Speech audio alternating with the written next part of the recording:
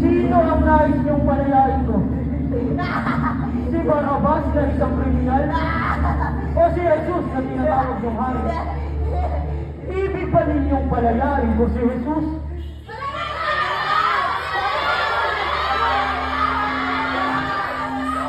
Piliin niyo ko. Ako dapat ang makalaya! Si Barabas. Isa siyang kriminal at mamamatay tao! Huwag niyo siyang palayain. Ninakawan niyo ang pamilya ko. Pinatay niya ang asawa ko. Sinira niya ang buhay namin! Bakit niyo siya papalayain?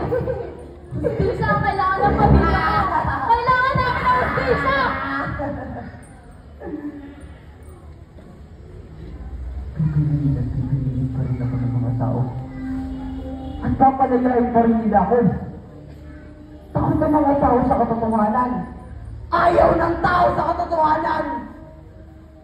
Hindi ba? Yan! Yan ang dahilan kung bakit mas pinipili nilang gawin na mas makakabuti para sa kanila. Kahit na hindi ito para sa lugar namin. Jesus, alam mo ba, kaya ko silang nito magdala sa labi. Kayang-kaya kong bilhin ang katotohanan sa pamamagitan ng salapi at kapangyarihan!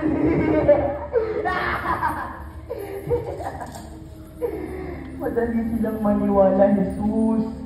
At napakadaling ilihis na mga isyo papunta sa isyo ng iba! Maawa sila sa'yo ngayon. Pero hindi kanila pagmamalasakit na. Mag-iisipan siya sila sa'yo. Pero hindi sa mga susunod na araw.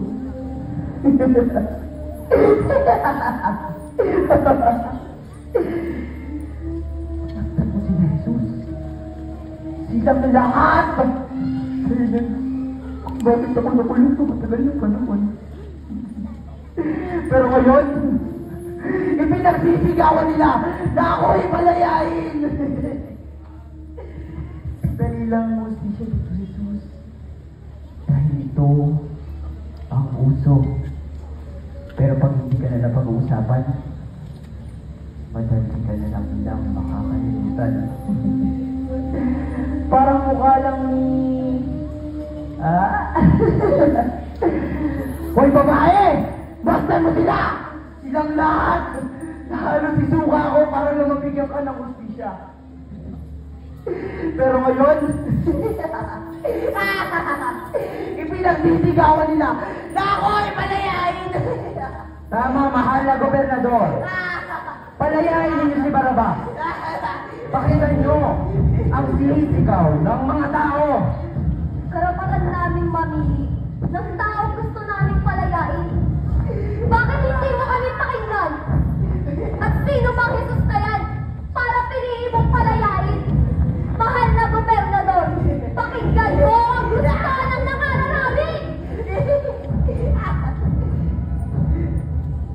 At ano ang nais niyong gawin ko kay Jesus na tinatawag niyong hari? Manahimik!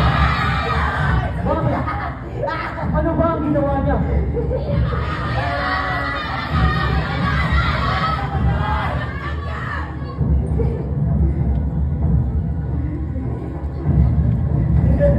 Kung gayon, wala na akong magagawa.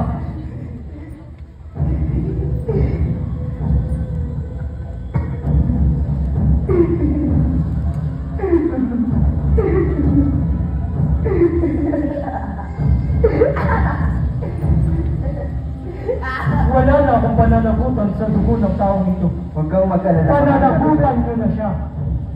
Pananagutan namin at ng aming mga anak ang dugo ng tao. Mga kawan, palayain niyo si Barabas.